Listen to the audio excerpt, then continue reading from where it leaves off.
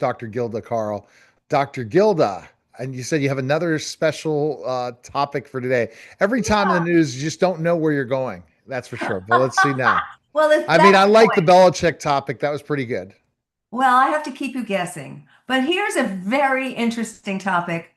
Oh, let me get my earring straightened out. Okay, here's a very interesting topic that a lot of couples who are in love will find intriguing. Couples, women are in on this too, have decided these big baubles, these gorgeous diamonds, are kaput. Who needs them? I'd rather spend the money on a house. I'd rather spend the money on a wedding. I'd rather spend the money on doing things that are far more productive. And as a result, people are buying lab-grown diamonds Yeah. for a fraction of the cost. And unlike in the past, where people would try to get those diamonds to pass as the real thing, now they're bragging about it. Look at this diamond. Isn't it beautiful? Lab grown. And it's 3.5 carats. In the olden days, somebody would say, wow, what a diamond. That is beautiful. And you check for certain things, the clarity of the diamond, the cost of the diamond. I mean, everything went into what you paid for a diamond. And some of these diamonds could cost 20, 30, 40. I mean, it goes up infinitely. And younger couples are now opting to spend their money more wisely than on a bauble on the woman's hand and instead think about factors in their lives that would enhance their day to day. And that means additional cash for what they would have spent on diamonds. Interesting. But see, the other thing is now you can get yourself a really big diamond for a lot less and no one has any idea. That's the point. And you can have the size and the cut and the color that you want, and nobody has to care. It really doesn't matter. However, some of the couples who were interviewed, the women were bragging about having the artificial, shall we say, diamonds. They were bragging about it. Like, look what we found. Almost like I found this great treasure on my treasure hunt, and now I'm going to share that with you. Isn't this a buy that I got? And it looks just real. So I think these younger people, and the ones who were interviewed were more in their 30s, I think that they are valuing the economy, the dollar, what it can buy, and what it ought to be really spent on, not just some frivolous piece of glass on the woman's hand. So this is a very big change for the industry, and a large group of diamond dealers are crashing. They're going under because they don't have Interesting. the interest in their supply anymore. Isn't that fascinating? But a lot of them decide to go to lab. They're going to lab grown diamonds, more of them. They're more putting Yes. that as another option. But then the big price tag on a big one, they're like, yeah, I'm not going to pay $500,000 for something I could get for 5 grand.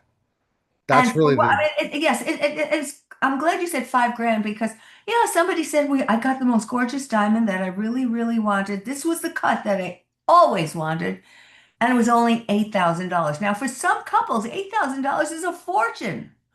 So, you are spending a considerable amount of money, but you know that, first of all, there's another factor involved. You know that your hand and finger are safe from a robber who might want to steal your diamond because you'd rather give away an $8,000 jewel than a $500,000 jewel. So, and what about the insurance on these things?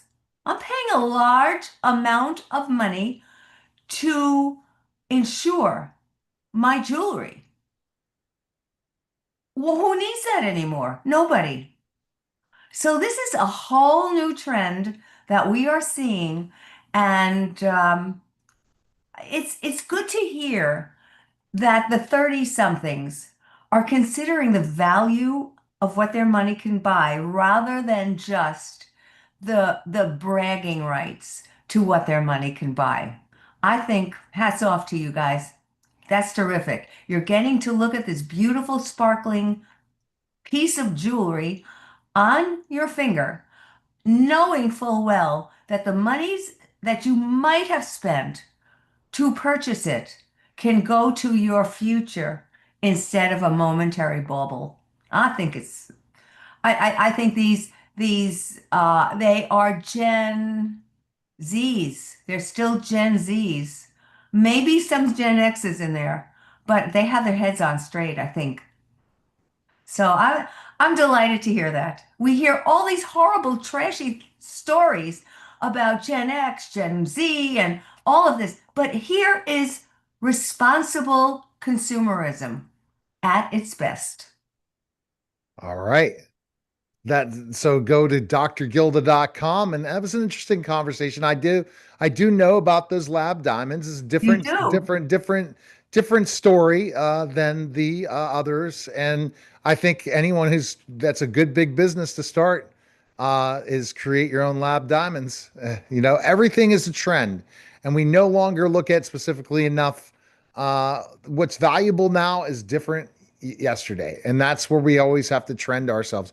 What's trending and what's working? But go And to don't Doc. forget, but don't forget, Neil, when one trend goes up, another trend falls, and that goes down. So we're really looking at a trend going in a different direction, but it's taking with it the end of the old trend, the end of big purchase items for people who think that the quality of the love that you have depends upon the size of the jewel on the woman's hand. Nope. All right. That was the special simulcast, the Neil Haley Show and the Gildagram podcast. Go to drgilda.com. Appreciate it, Dr. Gilda. Thanks, Neil. All right. You're listening and watching the special simulcast. Take care, guys.